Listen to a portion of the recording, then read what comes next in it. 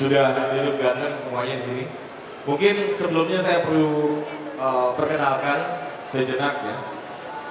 Mungkin audiens di sini sudah tahu mereka ini siapa, tapi one thing that people probably don't know adalah mereka ini adalah supporter dari Marketeers. Jadi terima kasih. Ya boleh tepuk tangan, boleh. Tepuk tangan ada, mari tepuk tangan. Kasihan dong. Yang pertama, kalau misal Bang Edu ini kemarin di bulan Desember di depan 5.000 orang, dia dan Happy Holiday melakukan apa dia punya nama? Yang mana nih? Yang ada banyak suatu kegiatannya. Dia acara conference, dia di depan CEO, gubernur, menteri segala macam, dia malah joget-joget. Dengan Happy Holiday-nya. Kalau Pak Billy pun ini di Marketeers adalah salah satu dari 100 youth woman netizen di Indonesia yang berpengaruh. Pengaruhnya positif, alhamdulillah. Positif ya? Pak Rian Gozali ini adalah kontributor di majalah Marketeers yang khusus membidangi sports marketing.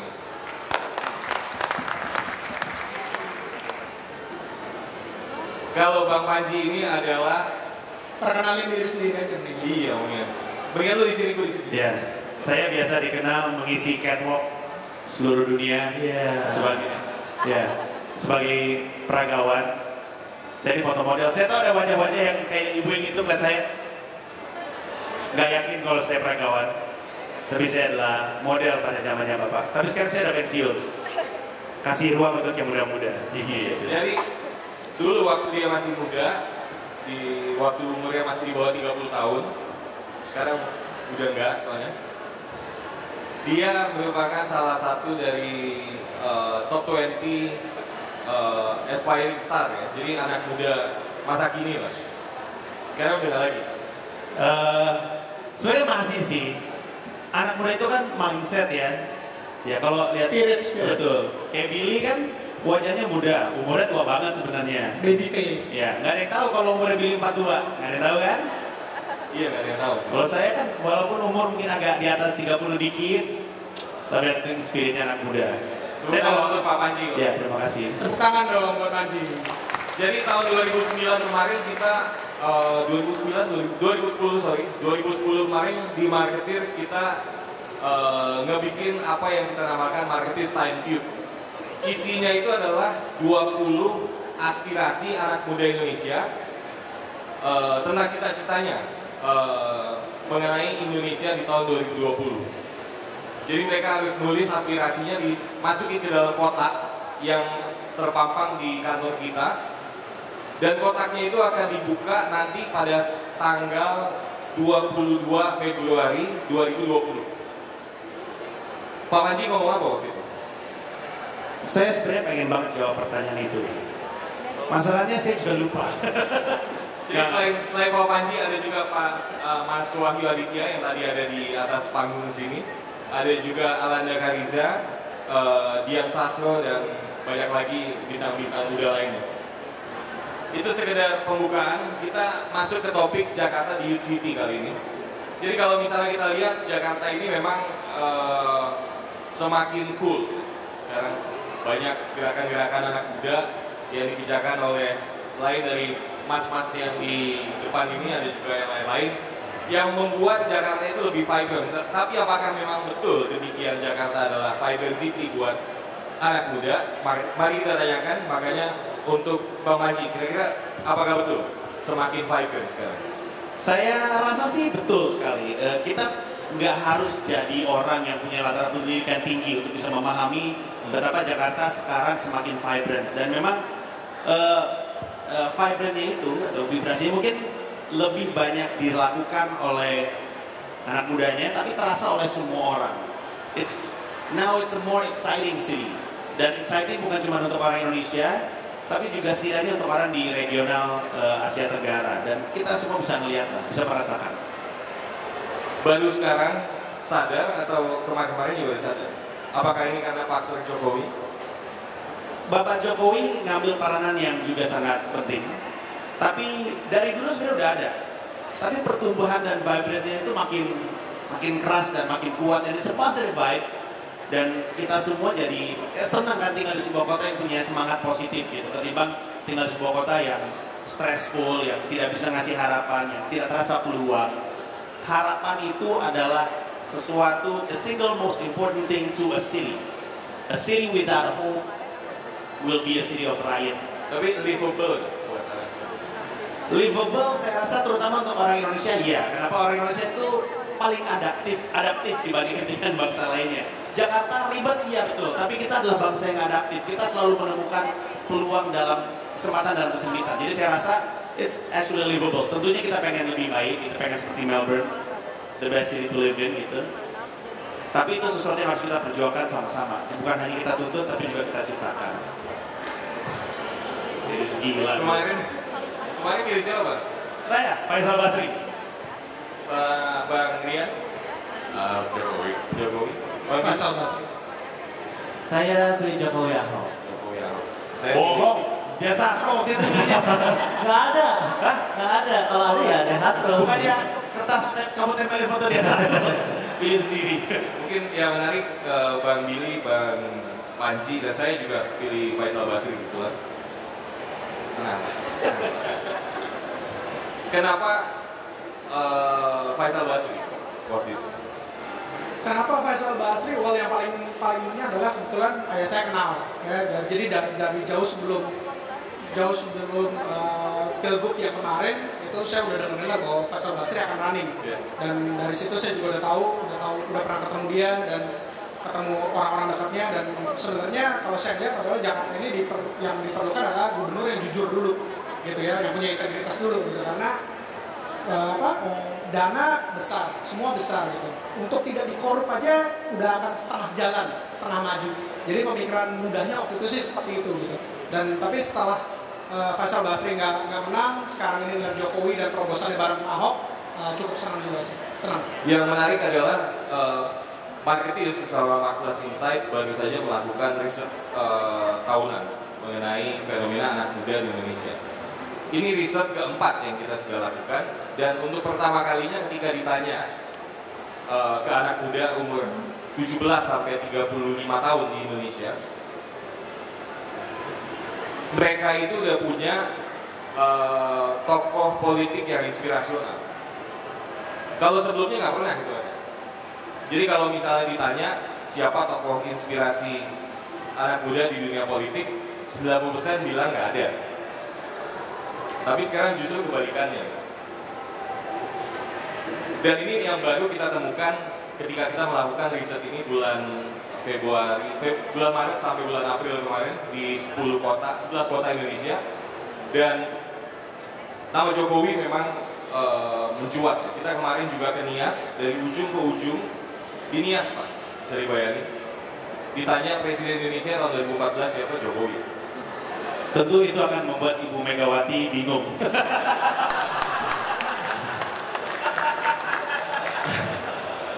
Tapi ini semua kan jadi ada harapan baru, kita bilang ada harapan baru kan. Jadi kalau misalnya dilihat faktor Faisal Basri bisa ada muncul gitu ya di mengalahkan seorang indie politician gitu, bisa mengalahkan Golkar gitu, itu something gitu. Dan memang rata-rata kuncinya itu karena mereka memegang komunitas influencer youth woman netizen. Kalau Bang Rian ini sesuatu yang menarik juga, kita melihat Bang Rian ini cocok bicara mengenai fenomena anak muda di Indonesia yang banyak bilang sukanya tawuran segala macam. Tapi sekarang malah disalurkan ke hal-hal yang positif lewat Liga Mahasiswa. Mungkin bisa diceritakan sedikit Bang Rian. Jadi saya percaya untuk Jakarta bisa vibrant tuh, ya juga Jakarta sih, Indonesia in general itu perlu anak muda itu perlu sebuah platform untuk channel kreativitas mereka, untuk aspirasi mereka dan lain-lain. Dan saya rasa olahraga merupakan salah satu cara di mana mereka bisa melakukan hal tersebut. Dan Liga Mahasiswa juga mengajarkan banyak hal di mana situasi olahraga Indonesia itu agak sedikit madesu. Saya kebetulan pas waktu PSSI lagi rusuh itu, saya sendiri saking pedulinya dengan olahraga Indonesia, saya ngikut arrange protes di West Coast Amerika, dari Portland, Seattle, San Francisco, dan San Jose. Saya bawa banner orang Indo sendiri, tulisannya Save Indonesian Football, Revolutionize PSSI. Dan situasi itu sangat suram sampai sekarang pun, walaupun sudah lewat KLB dan lain-lain, itu masih belum jelas. Oleh karena itu saya berusaha membuat sesuatu di mana bisa situasi olahraga Indonesia diperbaiki. Dan salah satu caranya kita di Liga Mahasiswa ada 3 pilar. Pilar pertama ialah atletisisme gitu, di mana setiap universitas, ini Liga Mahasiswa ada kompetisi multi cabang olahraga, di mana satu universitas hanya mengirimkan 1 tim, pria dan wanita. Jadi the best of the best will compete. Sekarang kan antara kampus sendiri tuh masih tidak terlalu bersatu, dalam arti fakultas apa semua tuh bisa-bisa. Jadi kita nomor 1 berusaha satukan dengan itu. Yang kedua adalah edukasi, dan ini sangat penting, di mana kita ngikutin di Amerika yang namanya NCAA gitu. Mereka ada IPK minimum 2,0, walaupun kecil sebenarnya, tapi sebagai atlet itu cukup berat. Dan kita memastikan, kita percaya smarter athletes makes better athletes. Jadi harus ada minimum, dan kalau mereka jatuh di bawah itu, mereka nggak boleh main di liga kita. Dan yang terakhir juga salah satu aspek yang penting yang kurang dari society Indonesia ialah social responsibility. Saya ngerasa ini sangat tidak diperlukan. Biasanya kita sekarang hidup untuk diri sendiri saja, tidak memikirkan yang lain. Kalau misalnya ada yang kecelakaan atau apa, mungkin karena dicuekin. Jadi kita di Liga Mahasiswa mengharuskan seluruh peserta dan officials untuk berbakti sosial selama 6 jam. Kalau sekarang udah berjalan 1 tahun ada Liga Mahasiswa? Bulan depan 1 tahun. Bulan depan 1 tahun. Dan ada di Jakarta, di Bandung, ada di mana lagi kompetisi? Kita bagi dari 5 conference. 1 Greater Jakarta Conference, West Java Conference, Central Java DIY Conference, East Java Conference, dan Nusantara Conference. Kalau dibandingin Jakarta dengan kota-kota lain, mahasiswanya yang suka sama olahraga ini kayak gimana? Terutama competition spirit ya, kita bandingin. Ini kebetulan sesuatu yang menarik nih, karena di olahraga memang selalu begini.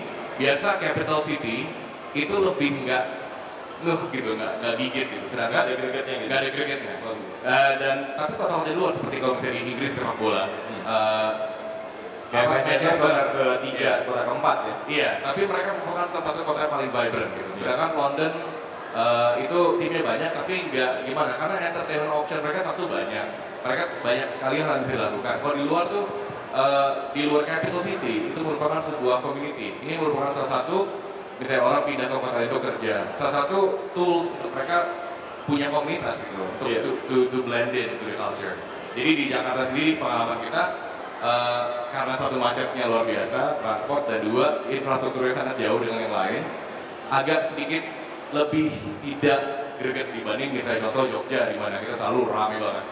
Dan Jakarta juga masih belum ada stadion yang mumpuni buat olahraga sama sekali, belum ada. Dibanding kota-kota lain, jauh lebih maju.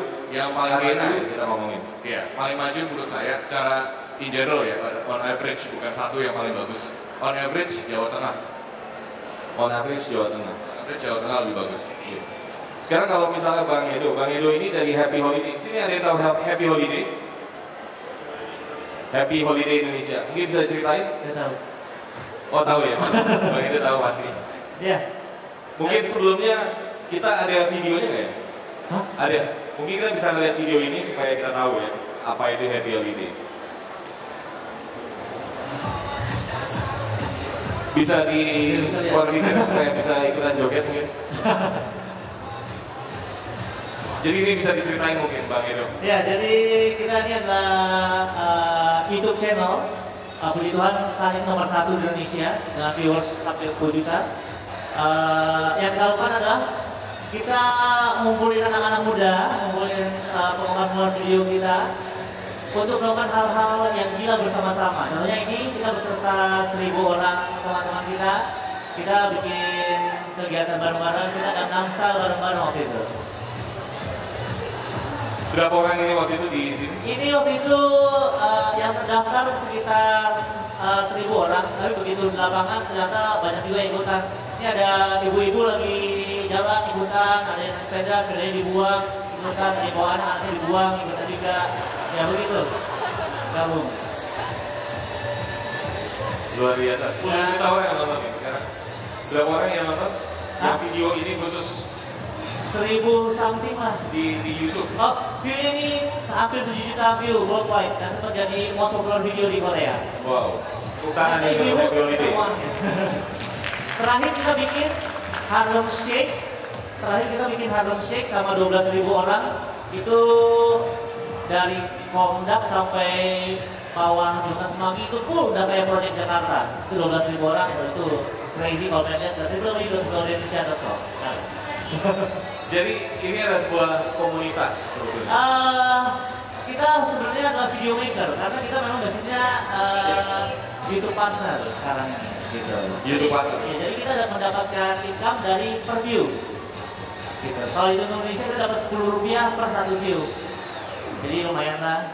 Dia dapat berapa duit sekarang? Cukup lah. Ya.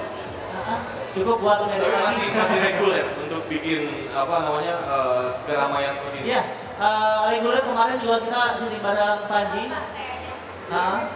Kita masukin 300 zombie dalam satu mall. Iya. Terus kita main-main sama Panji juga. Kalau misalnya setiap pagi Ya. tungguin di Monas, Pak Dahlan Iskan mungkin ikutan. Mungkin. Ini menarik ya, dari kalau misalnya kita lihat apa yang dilakukan anak-anak muda Jakarta sekarang memang banyak yang apa namanya luar biasa gitu, ya, bikin Jakarta ini jadi cool. Gitu.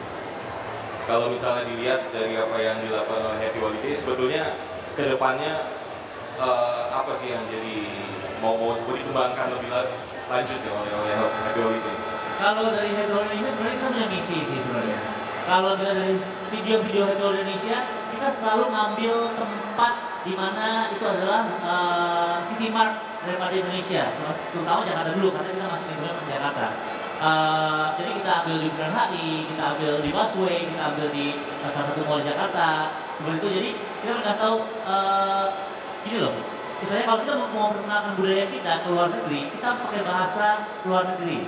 Jadi istilahnya kalau kita mau memperkenalkan wayang, kita nggak pakai bahasa Jawa, orang nggak ngerti, orang luar negeri ngerti. Jadi kita pakai budaya mereka untuk memperkenalkan ini Indonesia. Itu sebenarnya misi kita, selain cari duit. Iya, selain cari duit. Menarik. Kalau misalnya Mas Billy ini belakangan banyak apa aja sekarang selain Yowanto ngurusin model juga ya? Ngurusin model juga. Ini salah satu modelnya. Boleh pengen si Panji masuk model. Yowanto itu banyak langsung terjun ke anak-anak muda di bukan cuma Jakarta ya tapi juga seluruh Indonesia. Ya. Yang bedain anak muda Jakarta dengan kota-kota lain apa? Yang bedain anak-anak muda Jakarta dan kota-kota lain. Kalau saya lihat sih, saya dengan kota-kota lain kebetulan it's a base Twitter base dulu ya, komunitas yang terbangun dari Twitter dulu. Kemudian saya minta mereka ada di 36 kota, saya minta mereka untuk berbuat sesuatu yang positif secara konkret. Jadi mereka ketemuan, let's say sebulan sekali, terus mereka ke panti asuhan sebulan sekali, bantuin panti jompo sebulan sekali, mereka bersihin kotanya sebulan sekali, things like that gitu. Kalau saya lihat, in a way, karena saya terbatas komunikasi dengan yang di luar kota, saya lihat sih mereka cukup antusiasnya sama ya, karena kebetulan yang bergabung di komunitas yang mantap ini, mereka kebetulan sudah tersaring secara hukum alam bahwa mereka adalah anak-anak muda yang peduli dengan masa depannya. Dan mereka nggak cuma peduli dengan masa depannya diri sendiri, tapi juga dengan lingkungan. Gitu. Karena motonya memang learn and share. Gitu. Saya minta mereka untuk learn sebanyak-banyaknya, belajar sebanyak-banyaknya, dan sharing sebanyak-banyaknya. Apapun itu, ide, waktu, uang, dan sebagainya. Dan mereka bisa belajar dari satu sama lain. Exactly. Jadi nggak mesti Bang Billy-nya turun ke masing-masing kota. Kalau saya lihat justru saya memang yang mantap itu sendiri kan komunitasnya terbangun nggak sengaja. Karena memang saya tadi cuma nulis buku doang kan, nulis buku terus kemudian kebetulan memang passion saya di brand management, saya kelola bukunya menjadi sebuah brand, TV show, radio show dan sebagainya. Tapi kalau saya lihat justru komunitas ini berdiri tanpa harus ada sayanya. Gitu. Jadi moving forward ke depannya saya berharap sih saya bisa mundur teratur dan biarkan gerakan yang mantap ini memang harus jalan terus even nggak ada saya gitu. Karena memang yang mantapnya sendiri sekarang udah lebih besar daripada nama saya gitu. Tapi ini sebuah gerakan jadinya. Yes, kalau menurut saya sebuah gerakan yang memang saya ngelihat gini loh, itu komunitas itu bisa terbangun karena kebetulan visi dan yang saya lihat tentang Indonesia ini dibeli dalam kutip oleh anak-anak muda gitu. Kita melihat capek melihat pemerintah yang tiap hari di TV, di koran tentang korupsi gitu. Jadi saya selalu bilang ke teman-teman anak muda bahwa ya udah kita nggak usah menghujat pemerintah, kita lakukan sesuatu yang kita bisa. Kalau sekarang Indonesia ini lagi hitam, sukses itu nggak instan saya bilang. Jadi akan lewat beberapa generasi, kita bersihin generasi per generasi, mungkin Indonesia bakal putih lagi, bukan di generasi saya, generasi kita yang ada di sini, mungkin generasi anak kita atau cucu kita baru melihat Indonesia menjadi negara yang berintegritas lagi, kira-kira seperti itu. Itu yang menarik dari apa yang diomongin oleh Pak Anies Baswedan kemarin hari Rabu ketika dia di sini di panggung yang sama bicara tentang Lecturer of the Year-nya dia. Jadi waktu itu kita ada ulang tahun ke-23 Makros, kebetulan Pak Anies Baswedan ngomong. Dia bilang masalah Indonesia itu adalah terlalu banyak program, gerakan itu kan. Kalau misalnya mau maju, lebih banyak movement-movement yang diciptakan oleh any kind of community, apakah itu youth netizen dan segala macam. Dan apa yang dilakukan oleh Pak Billy sekarang, apakah memang masuk situ? Gue dari tadi ngomongnya Bang, Mas. Ada Bang, Mas, nggak konsisten banget ya. Gue biasanya dari segi brand nggak bagus tuh. Biasanya kalau misalnya kita sambil ngebar segala macam kan ngomongnya Sambil apa? Ngebar. Ngebar? Enggak, kita Apa itu? kopi, mana pernah Kopi. ngebar. Iya. Kalau sama dia di masjid. Iya dong. Kalau sama dia di masjid. Nggak komen. Jaim banget sih om. Kalau Bang Panji, Iya. ngeliatnya gimana? Jangan panggil saya Bang. Panggil saya Sis. Wajib setelah menikah mukanya cerah ya? Iya Bang. Cerah banget. Gemuk. Diapain ya? Nggak tahu. Bahagia kayaknya. Istri gue kayaknya ada di sini. Susunya cocok ya. Kalau what do you think about Jakarta memang Indonesia butuh lebih banyak movement? Apakah memang kurang sekarang? Betul sekali, waktu itu kebetulan saya juga pernah dengar Pak Anies bicara hal yang sama. Iya. Lebih banyak program daripada gerakan. Kalau program itu yang nyenangin pemerintah, yang lakuin cuma pemerintah. Kalau gerakan itu datang dari kita. Waktu itu Pak Anies pernah ngomong sesuatu yang lucu banget sampai saya jadi bahan stand up. Pak Anies bilang gini, bayangin kalau mempertahankan kemerdekaan adalah program pemerintah. Iya. Itu yang perang tuh cuma TNI, rakyat nontonin dari jauh. Iya. Mati tuh. Kasian. Dulu mempertahankan kemerdekaan adalah gerakan, sesuatu yang dilakukan sama-sama bersama pemerintah gitu. Nah, zaman sekarang juga gitu. Waktu itu Pak Anies bicara konteksnya tentang pendidikan. Pendidikan itu memajukan pendidikan bangsa. Itu nggak boleh program, harus gerakan, harus semua orang melakukan hal yang sama sehingga bergerak gitu. Dan itu dicontohkan dengan gerakan yang beliau pimpin tersebut, Indonesia Mengajar. Dan jadi memang betul sekali. Dan sekarang Jakarta terutama sebagai kota yang diuntungkan dengan tools and skills yang lebih lengkap daripada kota-kota lain, itu punya peluang besar untuk memajukan. Harusnya gerakan-gerakan besar itu datang dari kota Jakarta. Harusnya anak-anak muda Jakarta itu memanfaatkan tools dan skills yang lebih untuk ikut membantu warga Indonesia lainnya. Kalau kita pikir baik-baik, tahun 45 yang melek huruf itu cuma 4%. Yang melek huruf di Indonesia 4%. Sekarang lebih dari 90% melek huruf. Kemudian kita coba bandingkan output dari dua angkatan ini. Yang generasinya cuma 4% menghasilkan kemerdekaan Republik Indonesia. Yang 90% ini gak jelas nasibnya.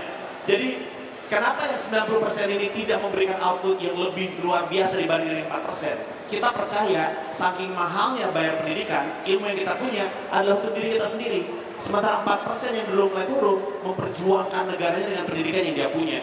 Dan itulah yang harus kita punya di Jakarta. Asik loh, keren banget. Oh semuanya ya. Belum ya? Gila nih Pak. Keren banget, lama-lama di sini terlalu serius nih. Belajar dulu ah. Kalau gerakan yang Bang Panji sendiri aktifkan. Dan manggil Bang Tuan situ Bang. Indonesia United segala macam. Itu gerakan. Indonesia United adalah sebuah spirit yang percaya bahwa perubahan itu diciptakan bukan dituntut gitu. Jangan nyuruh-nyuruh orang doang gitu. Lakukan apa yang kita harapkan untuk terjadi gitu. Kenapa? Karena sekarang semuanya ada. Kalau dulu mungkin kita hanya bisa berharap sama pemerintah. Tapi sekarang toolsnya ada. We can actually make the change that we expect to see. Kaki kirinya adalah rakyat, kaki kanannya adalah pemerintah. Kalau ngarepin jalan Indonesia cuma pakai kaki kanan, jalannya kan terseok-seok gitu. Agak-agak kayak suster ngesot gimana gitu. Tapi kalau kaki kirinya ikut jalan, Indonesia-nya majunya lebih cepat. Sialnya, yang ini nih manja nih. Mentalitasnya itu mentalitas majikan, bukan pembantu ya. Mentalitas majikan, alias, Jakarta tuh kota kelas menengah, betul nggak?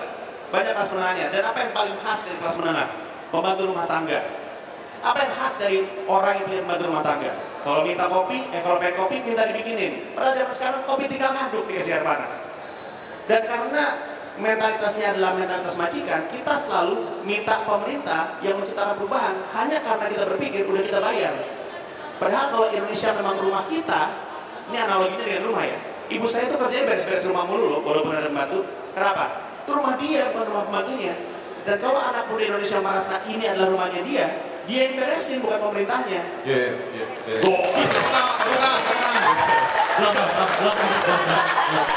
Belum dibayar. Kok ada duitnya loh? Saya pikir dibayar air putih. Gimana? Iya, memang. Oh, sedih. Terlalu dekat. Untung saya bukan mentalitas majikan, saya mentalitas anak kosan. Semuanya bikin Iya, sendiri. Yang menarik kemarin Pak Dahlan juga di panggung ini juga dia bilang di Indonesia ini yang menarik sekarang adalah kelas menengah. Kalau misalnya dilihat ada 130 juta orang di Indonesia yang didrive oleh kelas menengah ini. Mereka sangat beda. Mereka adalah orang-orang yang mau segala macamnya segala cepat. Dan mereka semua ingin maju. Cuma kebentur masalah birokrasi. What do you think, Pak? Ini Pak Rian ini kan sekarang berapa lama udah dari tinggal di luar negeri berapa lama, Pak? 11 tahun. 11 tahun. Baru balik ke Jakarta. Baru baik. Setahun baru kan? 1,5. 1,5 tahun. Stres tuh pasti. Lumayan. Ini juga Bang Billy berapa lama di luar negeri? 5,5 lagi. 5,5 tahun. What do you see about Jakarta nowadays compared to before, Pak?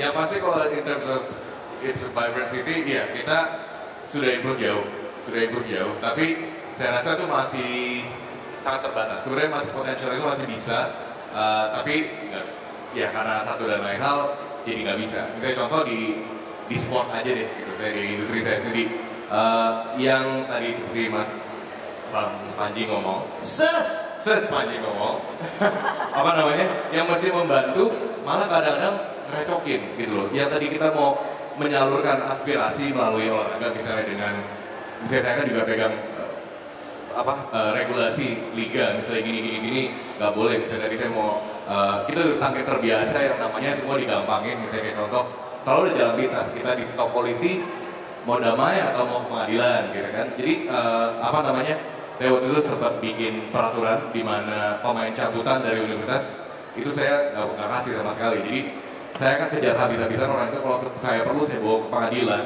karena mereka dia itu ngaku saya pemain dari universitas ini tapi main untuk universitas lain gitu. Dari sisi kita, dari sisi pemain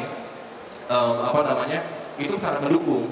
Tapi dari sisi yang mestinya badan induk tersebut kita melakukan hal yang baik seperti itu malah karena ada relasi, nanti kita nggak enak lah orang ini nanti gimana. Masih suka shock melihat Jakarta sekarang atau? Ya shock enggak juga sih loh. Oh, saya ingat banget pertama kali balik dari Amerika ke sini, terus saya mau buka tabungan di bank, lamanya sekitar 1 jam lebih, saya udah marah-marah, kemudian ibu saya bilang, kalau kamu nggak bisa adaptasi di sini, balik aja ke Amerika. Jadi nyempet waktu pertama kali, stresnya luar biasa gitu, karena di sana kalau buka tabungan hitungan menit, udah berikut foto, udah berikut segala macam, itu di print kartunya itu cepet banget gitu. Nah, jadi hal-hal kecil seperti itu, cuman sekarang ini ya saya juga gitu, bahwa ayah saya bilang bahwa Indonesia itu adalah paradise in hell, dia bilang gitu. Ya makanya kemarin kebuka pakai Paradise City, Jokowi di sini, kita kasih Paradise City. Paradise City, ya paradise in hell. Meaning kalau dari luar, kalau kita nonton CNN, BBC segala macam, Indonesia tuh jelek banget zaman dulu nih ya. Kalau sekarang kan remarkable Indonesia, invest di Indonesia gitu. Zaman dulu itu ngeliat Indonesia dari luar buruk semua, tapi di dalamnya orang yang nyantai-nyantai aja gitu. Opportunity, kalau menurut saya opportunity luar biasa di Jakarta. Satu yang saya kangen dan saya pengen berharap ada di Jakarta adalah taman. Karena memang kebetulan hobi saya lari, saya marathon runner, saya pengen banget punya taman yang saya masih ingat banget dulu waktu kecil tiap minggu tuh either diajak ke Ancol atau ke Taman Ria Senayan, masih bisa mancing ikan mujair zaman dulu.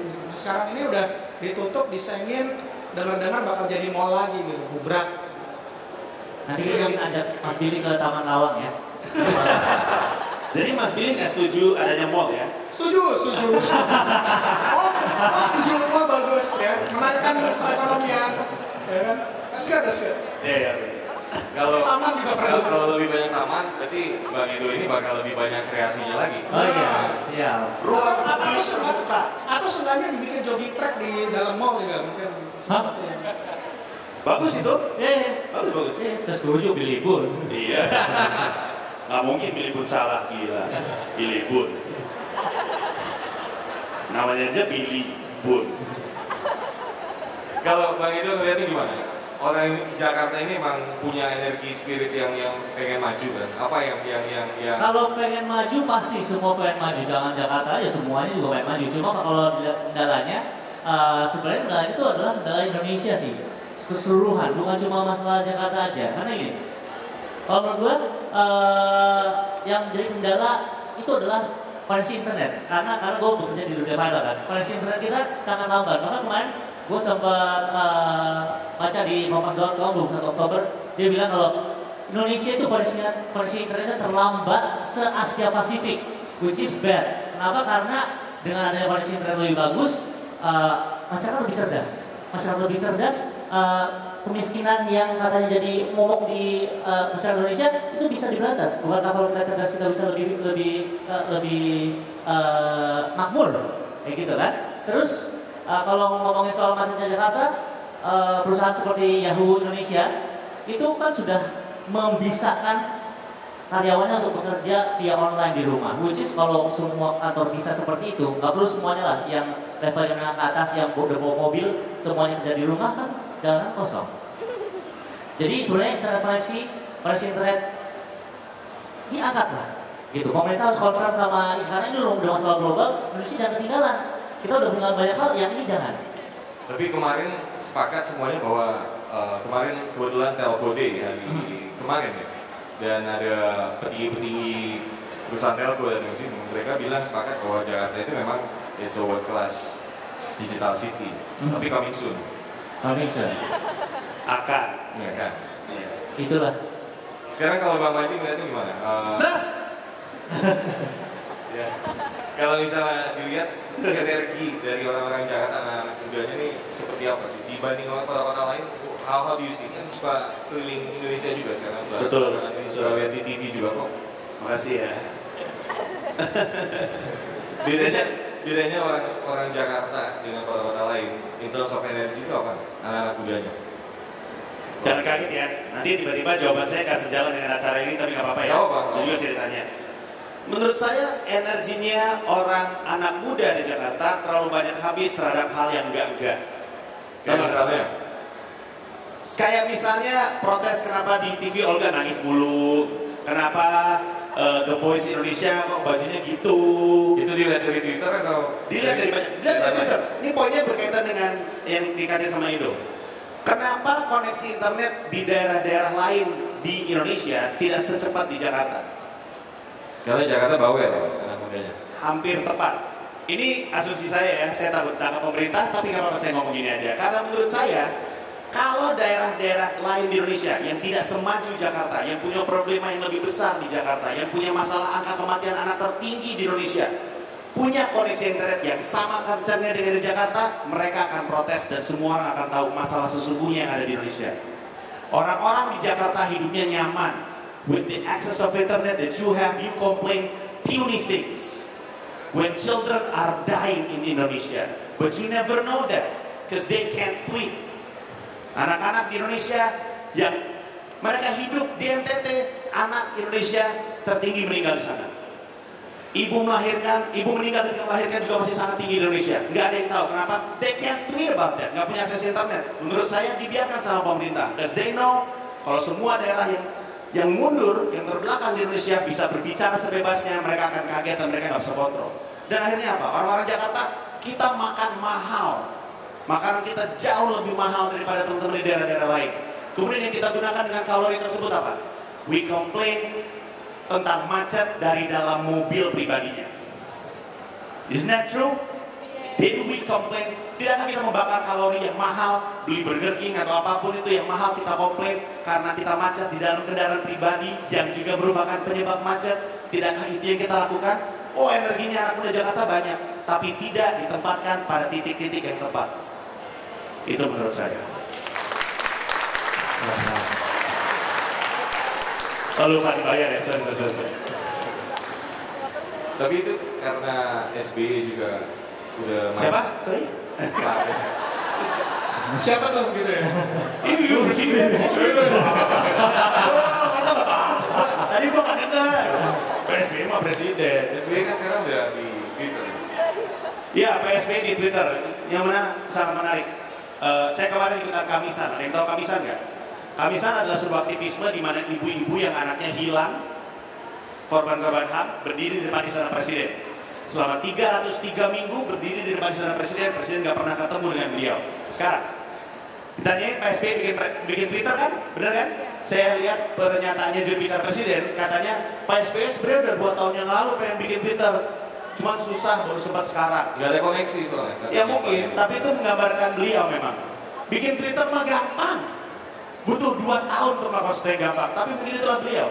Yang mudah dianggap susah, yang susah dianggap tidak ada.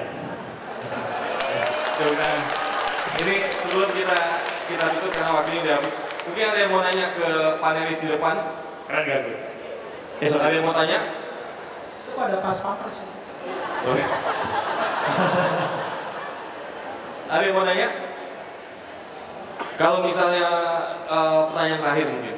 Sekarang dari Bang Edo dulu. 3 aspirasi dari Bang Edo untuk anak muda Jakarta ini harusnya melakukan hal apa? Tadi kan Bang Maji juga udah ngomong, tempatnya nggak benar gitu. Mestinya kan ikutan lebih banyak dengan happy holiday, joget-joget segala macam. Kalau Bang Edo ngeliatnya gimana? 3 aspirasi untuk anak Jakarta. 3 aspirasi untuk anak Jakarta, pertama berani. Karena kebanyakan kita adalah orang-orang yang gue pengen melakukan sesuatu tapi ntar dulu deh gitu. Mau melakukan ini, ntar dulu deh. Kan teman-teman gue mau nggak gue ajak ikutan kayak gitu. Pertama satu, berani untuk melakukan apa yang ingin mereka lakukan. Kayak contohnya kalau di Indonesia kita pikir, ayo kita bikin sesuatu di sini, ayo kita lakukan hal itu juga persiapan seminggu.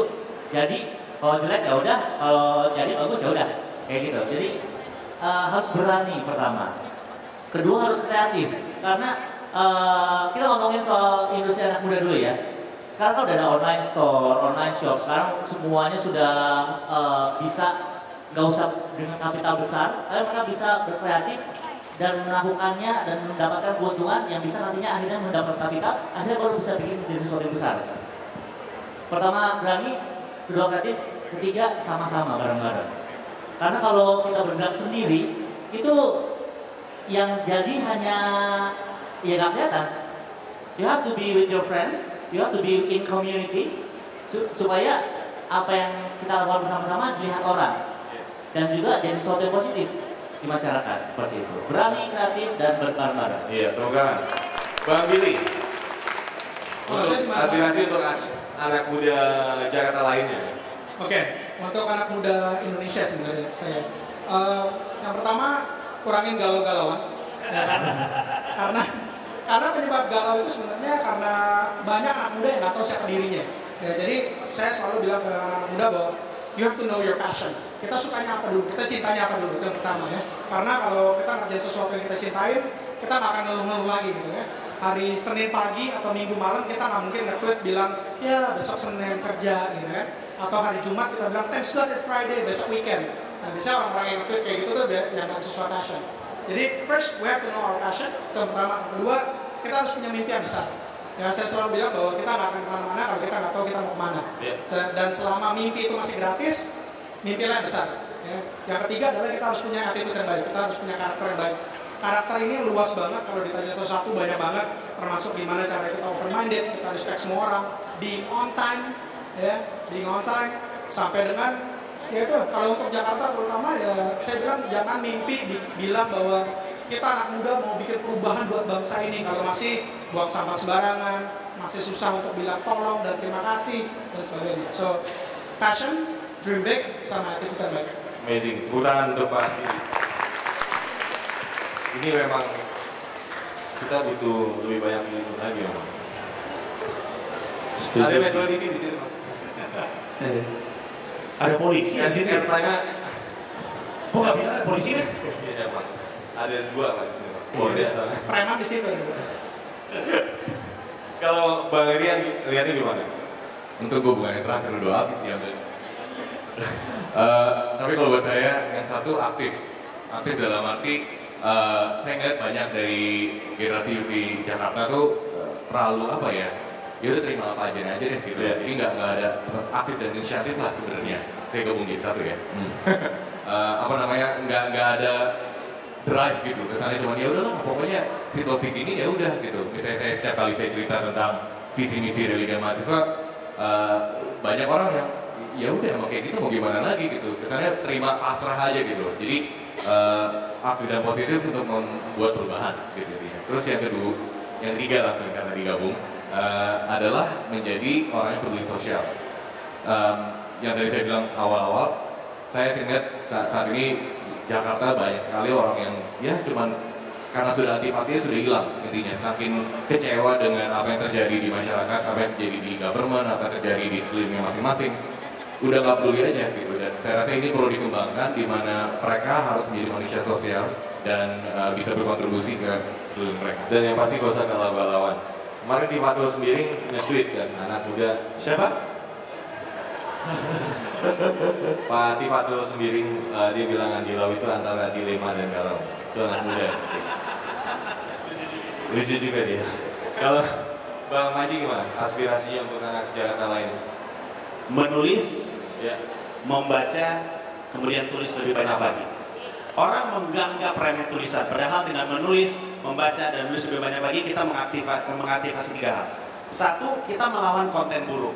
Kalau buka Google, ketik anak SMA, kemudian klik picture. Anda akan menemukan banyak sekali perempuan-perempuan yang bengal. Tapi apakah itu kemudian berarti perempuan Indonesia semua anak SMA-nya bengal-bengal? Enggak. Konten negatifnya lebih banyak daripada konten positif yang ditulis. Sering ya Mas? Banget. Maklum, saya sudah jauh dari zaman-zaman itu. Karena dengan menulis, kita bisa menyeimbangkan konten negatif tentang Indonesia. Kalau kita nonton berita di TV, kesannya jelek mulu. Padahal untuk orang yang pernah keliling Indonesia, kita tahu Indonesia nggak seperti ini. Cuma nggak ada yang mau beritain itu. Dengan menulis, kita bisa ceritakan, kita bisa lawan itu. 1, menyeimbangkan konten negatif. Kedua, dengan menulis, kita membagi ilmu. Sekolah itu bukan, atau pendidikan itu nggak cuma dapat di sekolahan. Ngobrol pun kita dapat ilmu. Orang lalai sama itu. Ketika kita menulis, kita berbagi ilmu yang kita tahu. Dan selama ada yang menulis, ada yang baca. Selama ada yang baca, akan ada yang belajar. Dan dengan menulis, nih yang ketiga, anak muda Indonesia belajar untuk menciptakan konten. Belajar untuk mencipta, dan bukan hanya mengkonsumsi. Dimulai dari tulisan yang kita udah belajar dari kita SD. Ini Ibu Budi, ini Ibu Bu Udi, enggak gitu lah pokoknya. Dengan menulis, kenapa menulis dan membaca? Semakin banyak kita nulis, kita harus baca untuk nambah wawasan. Semakin banyak kita baca, kita akan nulis lebih banyak lagi. Dan dengan menulis, baca, dan menulis lebih banyak lagi, kita melawan konten buruk, kita berbagi ilmu, dan kemudian kita biasa mengkreasi, dan bukan hanya mengkonsumsi. Dan itu adalah kunci kalau anak mudanya Jakarta ingin jadi anak muda yang penting untuk Indonesia. Tepuk tangan untuk Bang Panji dan juga tepuk tangan untuk panelis yang lain. Karena time is up, nanti kita akan bicara lebih banyak off air. Demikian sesi dari Jakarta Martiwi kali ini, Jakarta di Youth City dengan para panelis. Tepuk tangan sekali lagi. Sebelum kita akhiri akan ada sertifikat of appreciation. Let's pray the best way.